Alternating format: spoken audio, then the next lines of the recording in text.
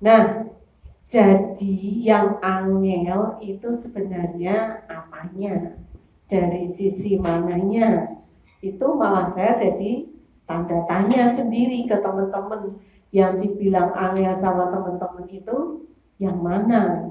Kalau misalnya dari kan itu cuman rumor-rumor doang yang belum mereka belum membuktikan gitu kan. Nah, jadi yang supaya kita tahu angel atau enggaknya itu ya mari kita change itu an angel. Itu menjadi motivasi buat kita sendiri untuk tidak berkata angel tetapi angel. No, this is not typical.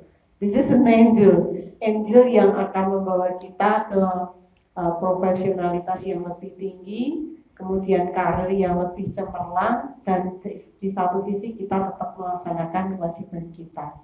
Nah, kalau misalnya ini yang tadi ya bottleneck tadi, itu yang lolos itu kan berarti yang sudah tahan banting. Jadi yang di sini itu memang mungkin masih antri ya, tapi yang di sini itu yang lolos itu yang tahan banting. Say for example kayak misalnya suruh naskahnya dikembalikan, suruh revisi, mereka mengikuti direvisi, mengikuti apa anjuran dari tim penilainya itu di ini. Nah, ketika tapi mungkin yang di sini yang masih antri itu yang di the body of the battle itu mungkin yang toto angel tenan to karena begitu ini udah ya Allah angel tenan, jadi baru ditempa dengan kata revisi itu mereka sudah memutuskan angel. Nah, ini yang perlu di ini toh revisi apa yang diminta oleh tim penilai itu kita revisi itu kan untuk hal yang baik,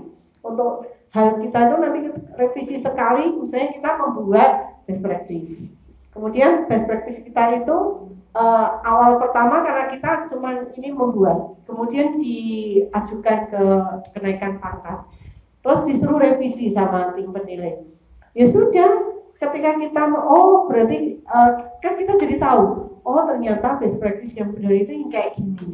Sehingga next time-nya ketika kita mau membuat best practice lagi, kita kan nggak merasa angin lagi, tapi that becomes an angel for us. Jadi revisi tadi ternyata jadi angel, benar-benar an angel for us. Jadi kita tidak akan mengulang kesalahan yang sama seperti itu. Nah, yang dibilang angel itu yang mana pikinya? Oke, sekarang gini. Ketika publikasi ilmiah dan karya inovatif itu mungkin dibilang sulit buat teman-teman, sebenarnya yang sulit itu menurut saya bukan pikinya tetap seperti itu, yang sulit adalah kita sendiri, jiwa kita sendiri. Kenapa? Aku nggak bisa bikin itu, aku nggak ini, aku nggak ini. Nah, itu yang bikin sulit. Jadi kita nggak percaya sama kekuatan sama kemampuan kita sendiri, sementara kita belum mencoba. Ya udah, awalnya saya juga nggak tahu itu best practice itu apa, PTK itu laporan PTK yang kayak apa. Sebenarnya sekarang itu dengan Permenpan RB nomor 16 tahun 2009 itu ada range-nya yang sangat banyak dari pikinya itu. Jadi teman-teman bisa memilih mana yang kira-kira saya bisa. For example, modul diktat. Siapa yang bilang kalau bikin modul sama diktat itu sulit? Kalau ada yang bilang bikin modul sama diktat itu sulit, berarti tugas utama kita sebagai guru itu terabaikan. Why? Karena ketika tugas kita salah satunya kan merencanakan. Nah, di situ merencanakan itu kan termasuk salah satunya itu membuat bahan ajar. Nah, bahan ajar itu dikumpulin. Kita nggak usah buat diktat, itu udah jadi kumpulan-kumpulan itu tinggal menyusun aja. Begitu juga dengan modul, gampang. Apalagi yang susah? Yang PTK. Laporan PTK itu kan asal mengikuti aja, kita banyak-banyak membaca laporan PTK. Jadi saya itu pengalaman saya ketika alhamdulillah laporan PTK saya nggak direvisi, jadi langsung diterima. Tapi kenapa? Karena saya sudah berdarah-darah dulu membaca beberapa contoh laporan PTK yang sudah baik, termasuk saya membaca laporan Bu Paluvi bahasa Inggris yang sudah lolos. Saya ngikutin, jadi otodidak. Oh ini gini, oh ini gini, oh gini. Udah saya ikutin itu aja dan alhamdulillah nggak ada revisi. Tapi kalau yang PTK pertama saya itu suruh revisi total karena sudah kan PTK juga mengikuti perkembangan zaman berbeda-beda. Nah, ketika saya PTK pertama saya itu saya ajukan di tahun 2018 itu kan sudah nggak sesuai lagi. Nah sama tim itu dikembalikan suruh merevisi. Unfortunately my file is gone, sudah hilang. Jadi saya nyerah. Ya otomatis alhamdulillahnya masih ada PTK saya yang satu. Nah it's no problem. Jadi satu hilang tapi saya masih kan minimalnya cuma satu laporan penelitian. Jadi it's okay. Nah yang mudah lagi sekarang ada karya inovatif. Karya inovatif itu saya yakin semua teman-teman itu bisa. Karena di karya inovatif itu ada yang kayak misalnya karya seni itu nggak cuman harus dibuat oleh guru seni, guru seni budaya, enggak, kita guru bahasa Inggris bisa, guru matematika bisa, bahkan guru olahraga juga bisa bikin karya seni, apa misalnya puisi, cerpen, novel, itu boleh semuanya membuat tidak terbatas dengan mata pelajaran aja. Jadi kalau karya inovatif itu lebih luas, jadi jadi kita mensiasatinya itu, oh kita tahu posisi kita di mana, oh saya di golongan 3C misalnya, di buku 4 itu sudah jelas 3C itu pikinya butuh berapa, kalau nggak salah 3C ke 3D kan butuh 6, nah 6 itu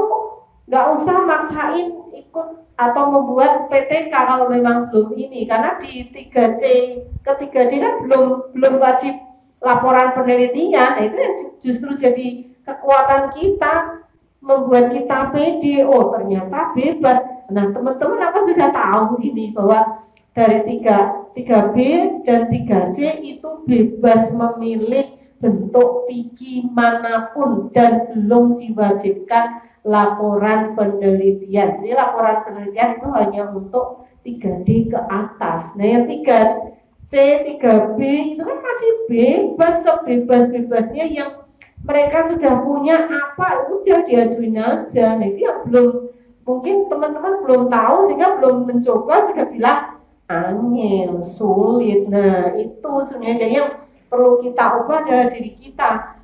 Kita menutup, we have to close our ears mungkin ya, kita harus menutup telinga kita ketika ada teman kita yang bilang ngajuin PHK itu angel, udah kita tutupin aja, kita coba dulu, oh, apa iya sih, kita buktiin dulu mana sih yang susah, mana sih yang sulit. Nanti kalau sudah merasakan baru kita ini, oh ternyata sulit enggak, nanti akan mengalami sesuatu yang beda dari teman-teman yang dibilang itu sulit itu enggak gitu.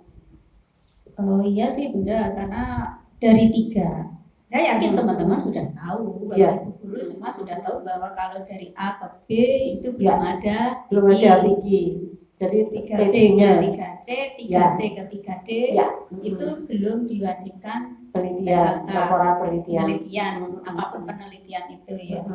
Kemudian kalau yang D ke A itu wajib penelitian. Ya, nah, laporan masalahnya penelitian. Begini, termasuk saya, tapi jangan ditiru ya.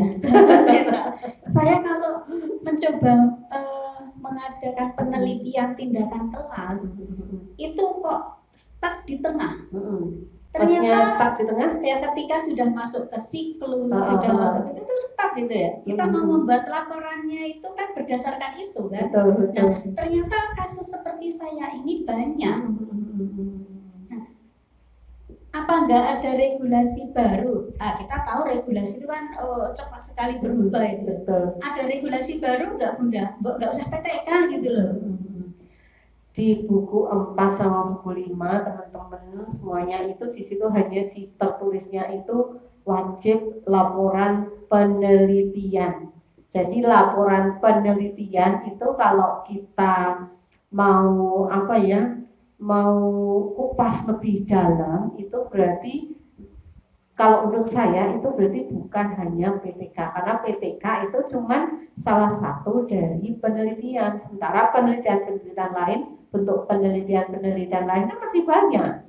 Misalnya komparasi, kemudian apalagi R&D, kemudian apalagi itu kan bisa selain selain tindakan kelas. Cuman kenapa kok guru-guru itu kok seakan-akan diarahkan ke PTK itu kan, penelitian tindakan kelas? Ya karena memang yang selaras sejalan dengan tugas tupoksi kita sebagai guru adalah PTK, dan itu aksi nyata benar ketika kita membuat PTK karena kita langsung subjeknya kan anak-anak kita sendiri. Jadi kita berarti kan, makanya kalau PTK itu kan memang tujuan utamanya bukan untuk membuat laporan untuk apa, tapi untuk meningkatkan proses pembelajarannya supaya oh anak saya kok gini ya, kalau saya ini gimana ya. Jadi seperti itu kalau PTK. Tapi kalau misalnya tidak tidak ngeh dengan PTK, tidak ada chemistry lah dengan PTK, ya oke, silakan coba penelitian lain, bentuk-bentuk penelitiannya,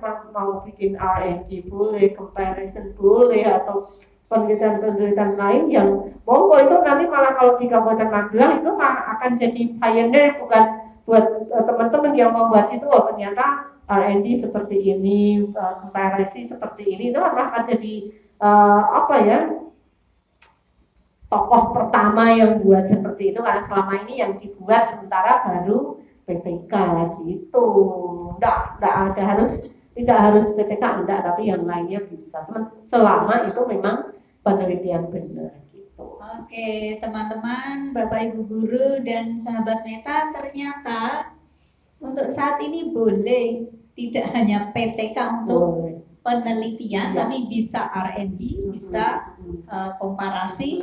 Itu ada di buku, ada dibuka aja, iya, di buku 4 itu salah satu penelitian, laporan penelitian gitu aja. Dan penelitian yang lain di posting aja banyak contoh-contohnya ada. Dan mungkin perlu dicermati bahwa titik penting di sini kalau penelitian itu ada perencanaan. Iya, betul. Karena kemarin saya ikut workshop best practice itu bukan penelitian. Bukan.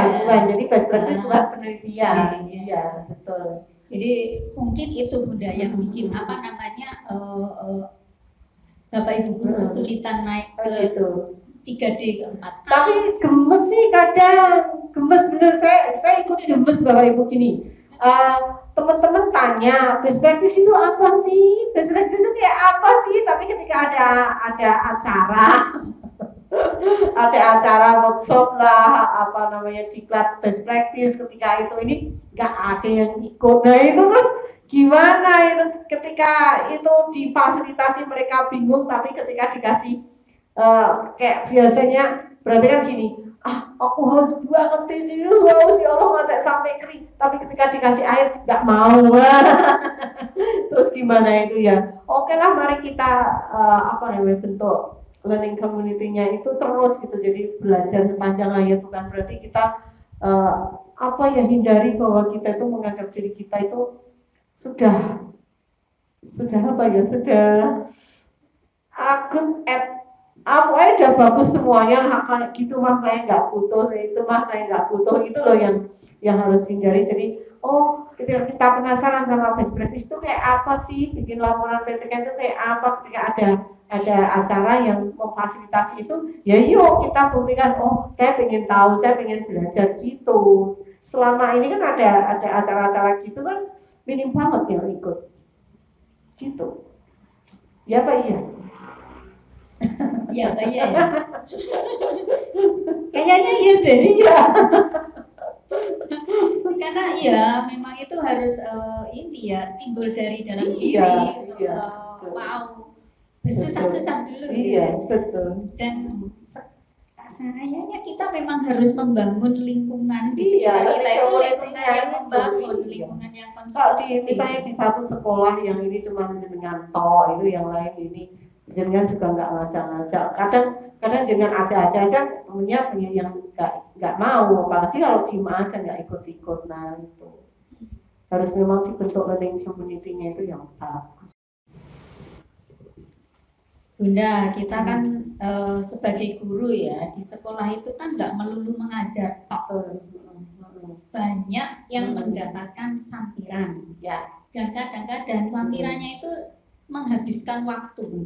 Nah, pertanyaan saya, kita pernah mengadakan perencanaan ini untuk dibuat laporan ilmiah gitu ya pada tahun yang lalu. Kemudian 2 tahun 2019 gitu ya. Terus 2018 pernah juga membuat apalah gitu. Itu kalau apa yang kita rencanakan dulu sudah kita laksanakan, tapi karena kesibukan kita belum sempat bikin laporan, bisa nggak laporannya kita rapel tahun ini, meskipun itu kejadiannya sudah lalu, boleh nggak? Boleh, nggak apa-apa. Nggak masalah. Tapi ada batasannya nggak? Maksudnya batasan? Yang saya tahu ya seperti ini kayak buku pedoman guru. Ya. Itu hanya diajukan satu kali kenaikan pangkat. Itu kalau dulu seperti itu, ternyata sekarang itu ada regulasi yang baru, buku pedoman guru itu. Ini saya dapat dari narasumber yang lebih dipercaya, bahkan kita kan di sini cuman bincang-bincang santai, tapi saya pernah dapat ketika saya mengikuti suatu acara di Bali saat itu ada yang tanya kalau buku pedoman guru kan yang dulu kita tahu itu kan sekali kenaikan pangkat cuman satu tok yang bisa diikutkan. Nah ternyata itu enggak, sepanjang itu belum golongan 3D. Jadi 3D ke bawah itu kan masih bebas, maka itu boleh jadi misalnya setiap tahun mau menggunakan buku pedoman guru, nggak apa-apa, nggak masalah. Buku pedoman gurunya 2 karena naiknya 2 tahun, it's okay, boleh aja ternyata. Tapi kalau ketika kita sudah 3D itu memang dibatasi cuma 1, bahkan ketika 4A itu yang teman-teman yang mungkin belum banyak yang tahu, karena mungkin bukan belum tahu tapi mungkin belum sempat baca.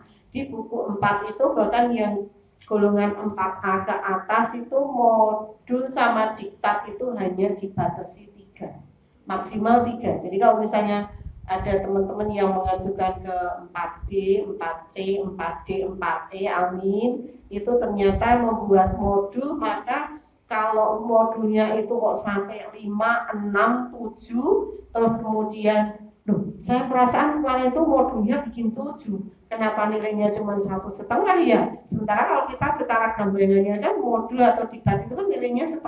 Berarti kalau ke 7 kan nilainya harusnya 3,5. Kenapa ini nilainya cuma 1,5? Yaitu karena untuk golongan 4A ke atas itu modul atau diktat itu memang dibatasi 3 yang boleh dinilaikan. Tapi kalau misalnya 3C ke 3D mau bentuk 6 itu mau modul semua, diktat semua, boleh sampai 12 diktatnya, karena setiap semester kan kita secara logika kan mesti buat dari tumpukan-tumpukan atau kumpulan-kumpulan bahan ajar yang kita buat selama untuk melaksanakan perencanaannya itu kan di situ boleh aja. Apalagi laporan kalau misalnya kita saya punya pengalaman yang luar biasa ketika mengajar atau ketika ini saya punya cita-cita ketika saya jadi ketua MGMP kan sudah berlalu. Saya jadi ketua MGMP kan 13 sampai 2020 kemarin. Nah itu ada satu pengalaman yang ingin saya bikin best practice.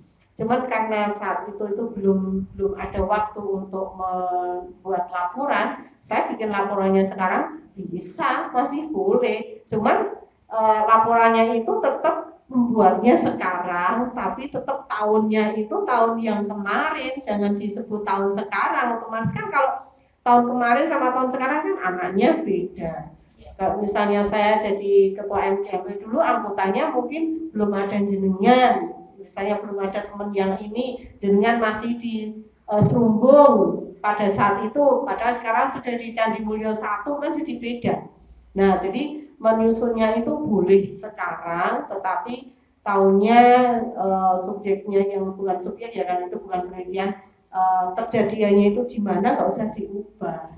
Sama dengan PTK juga, asalkan depan condition dengan satu syarat, data-datanya masih kita simpan, data-datanya masih ada, foto apa, data-data yang mendukung itu masih ada. Tapi kalau sudah hilang, yang bukannya nggak boleh, tapi nanti jadi ngoyo-ngoro, nanti kita bisa bikin data palsu, data baru kan jadi aneh tapi aneh, aneh tapi benar-benar aneh seperti itu. Jadi nggak masalah kalau gitu. Lalu tanda tangannya ngoyak lah saat itu kepala sekolahnya, misalnya kepala sekolahnya siapa, kalau pas penjenengan di serubung 1 ya penjenengan harus ke sana, kepalanya siapa dulu gitu, jangan yang kepala sekarang nggak tahu kan itu anaknya juga pas saat itu. Iya kan nggak apa-apa, iya selama masih ada, misalnya sekarang yang dulu kepalanya sekarang sudah jadi pengawas, nggak apa-apa jadi pengawas saat itu kan masih tetap jadi kepala karena tahun sekian gitu. Jadi ada jalan keluarnya ya bagi yang Bapak Ibu guru yang sangat sibuk, masih bisa ada celah ini, karena saya punya teman yang cerdas tapi memang disibukkan oleh hal seperti itu. Jadi gitu. Iya, ini sudah ada jalan keluarnya, semoga nanti banyak teman-teman yang termotivasi oleh acara kita kali ini jadi segera naik pangkat. Jadi ini benar-benar merupakan acara yang great gitu loh, bisa apa mungkin selama ini memang ada pertanyaan-pertanyaan di benak teman-teman semuanya, guru-guru di Kabupaten Magelang khususnya, tapi belum ada yang memfasilitasi gitu. Jadi ini luar biasa, great.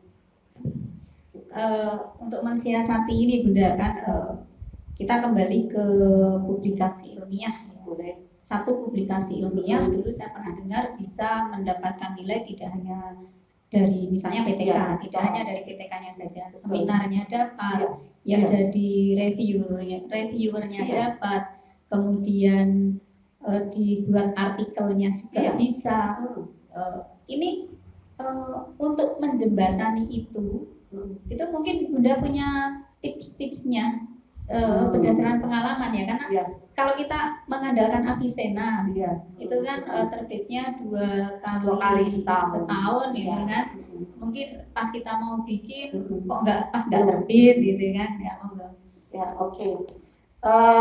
Gini, kalau ketika ini pengalaman saya, justru memang benar-benar pengalaman saya ketika saya ke 4G itu PTK saya enggak, jadi 12 itu bukan PTK semuanya, tapi PTK saya cuma 1, karena tadi yang saya bilang itu yang PTK saya punya 2 PTK, tapi yang PTK satunya suruh revisi, tapi karena filenya gone itu artinya saya nyerah, give up.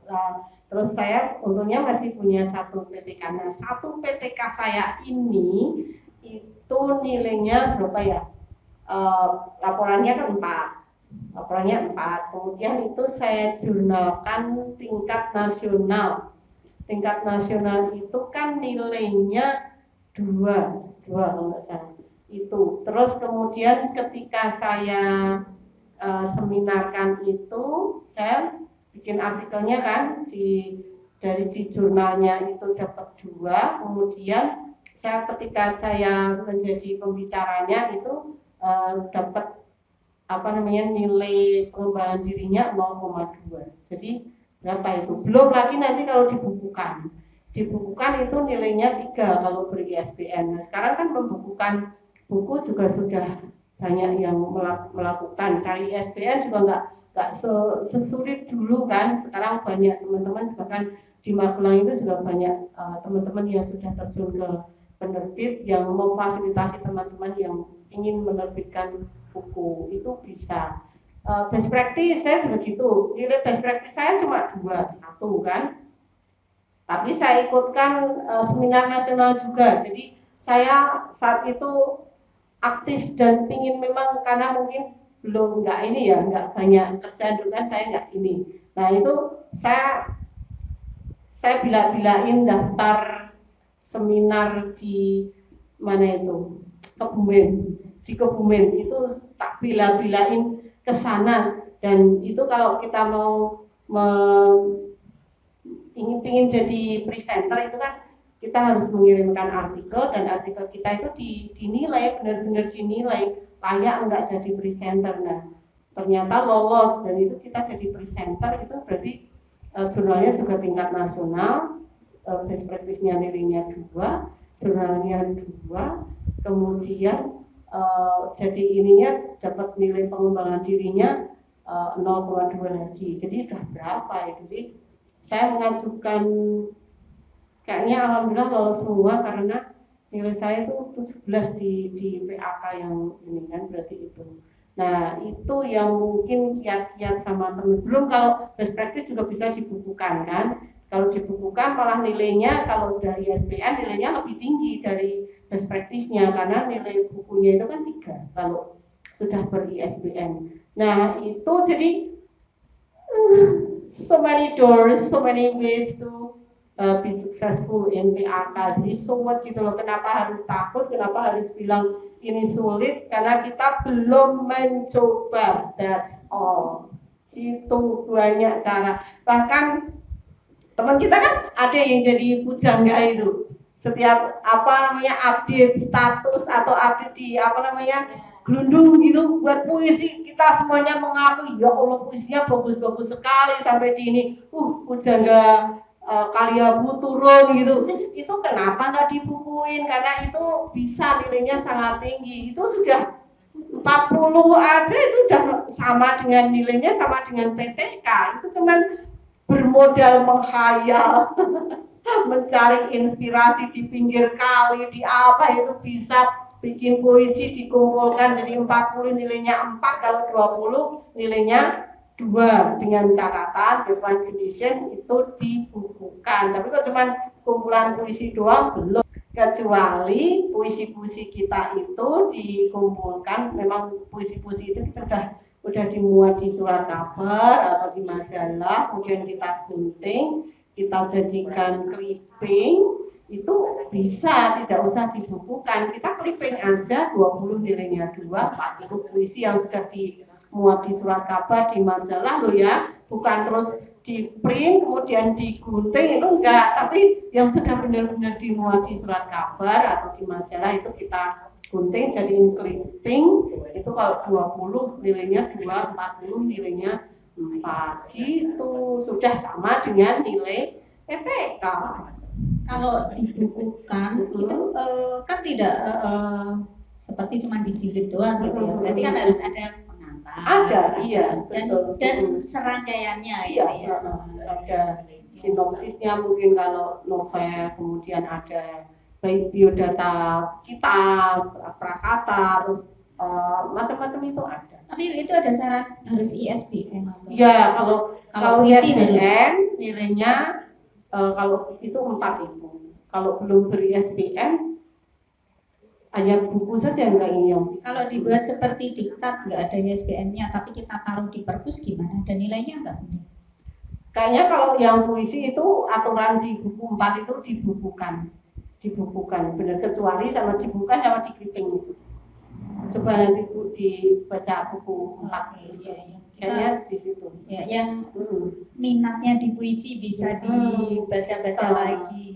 Semoga bisa nambah nilai. Jadi nggak harus yang susah-susah yang kayak tadi jenengan bilang PTK saya belum dapat chemistry-nya. Ya monggo silakan, ada puisi, ada alat peraga. Pandemi gini banyak sekali teman-teman yang kreativitasnya tinggi kan, nah itu bisa. Oke, Bapak Ibu guru di mana saja berada dan sahabat Meta sekalian, mungkin Bunda ini ada pertanyaan-pertanyaan dulu ya dari teman-teman yang hadir di sini ya. Monggo yang mau bertanya dipersilahkan. Assalamualaikum warahmatullahi wabarakatuh. Waalaikumsalam warahmatullahi wabarakatuh. Mohon izin bertanya pada Bunda.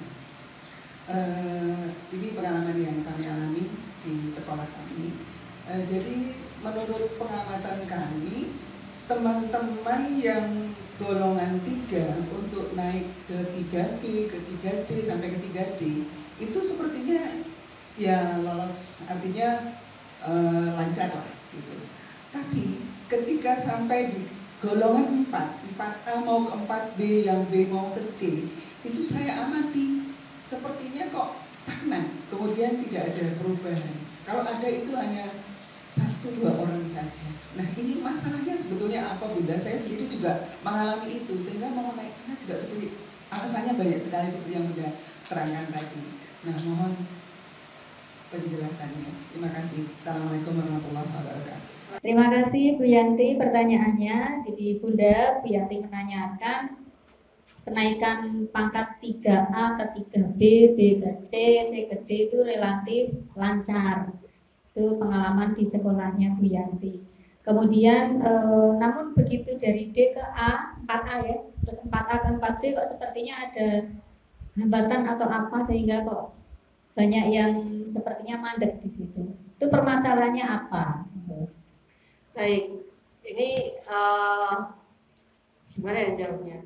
Permasalahannya dari 4A ke 4B, B ke C kok sedikit itu kenapa? Ya karena si ngajuin dari 4A ke B, B ke C itu sedikit doang. Di Kabupaten Magelang ini menurut data yang di GTK itu yang stagnan di 4A itu ribuan. Karena hampir semua banyak yang sudah ke pangkatnya itu sudah 4A. Tapi yang maju mau ke 4B, dari 4B mau ke 4B dulu dah. Ke 4B dulu itu baru sedikit, ya makanya terus memang susah karena tidak mengajukan yang dari 4A ke 4B itu. Di Kabupaten Magelang itu yang sudah 4B itu masih terhitung dengan jari. Belum ada 10 bahkan kayaknya. Nah itu sebenarnya bukan masalah yang di PAK-nya, tapi masalahnya di personnya ini, karena memang yang dari 4A ke 4B itu mereka sudah menentukan pilihan untuk nyaman. Zona nyamannya itu belum mereka dobrak, sehingga mereka belum greget untuk mengajukan ke 4B. Cuman kalau yang 3A ke 3B kan memang kalau kita cermati kan memang mudah karena belum menentukan, belum ada persyaratan yang harus menulis PIKI atau publikasi ilmiah dan karya inovatif, hanya untuk PD-nya saja. Tetapi kalau yang 3B, 3C itu mulai PIKI-nya cuma 4. Itu kan mudah lah, 4 itu modul bisa, apa-apa itu bisa. Dari 3C ke 3D cuma butuh 6. 3D ke 6 PIKI ya maksudnya. 3D ke 4A butuhnya 8. Nah dari 4A ke 4B itu kan 12. Teman-teman mungkin bayangkan, ya Allah 12 itu terus apa yang mau saya tulis gitu kan. Ini yang jadi masalah. Jadi yang sudah kelihatan masalahnya yang pertama adalah belum banyak yang mengajukan dari 4A ke 4B. Kemudian yang kedua, masalahnya mereka belum greget itu saja. Kalau mereka sudah greget, toh ternyata sudah ada teman-teman, beberapa teman yang akhirnya lolos ke 4B. Itu artinya sebenarnya tidak sulit. Kalau kita sudah mencoba, itu tahu kan, artinya kita mengalami sendiri, oh ternyata begini, toh oh ternyata saya sendiri juga mengalami, ternyata nggak sulit.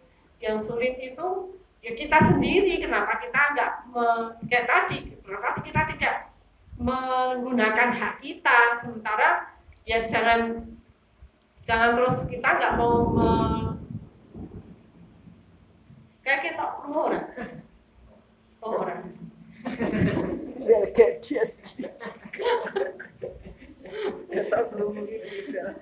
Yang jadi ini adalah janganlah kita itu pokoknya saya nggak mau kok, nggak apa-apa lah, saya nggak naik pangkat, saya nggak akan memakai hak saya.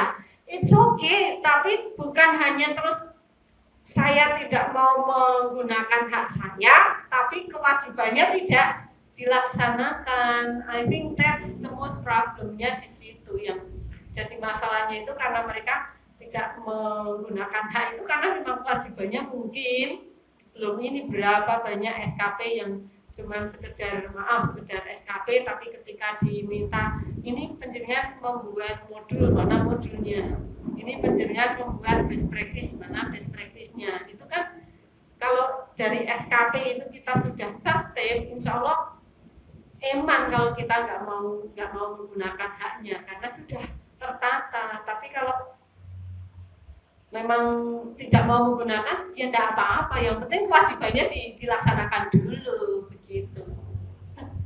Jadi memang permasalahannya sebenarnya tidak sulit mengajukan PAK, hanya pada personnya masing-masing. Iya, saya itu ke tempat B12 itu ada teman yang naik ke 4B itu pakai PTK semua. Jadi PTK-nya sampai 4 kalau nggak salah.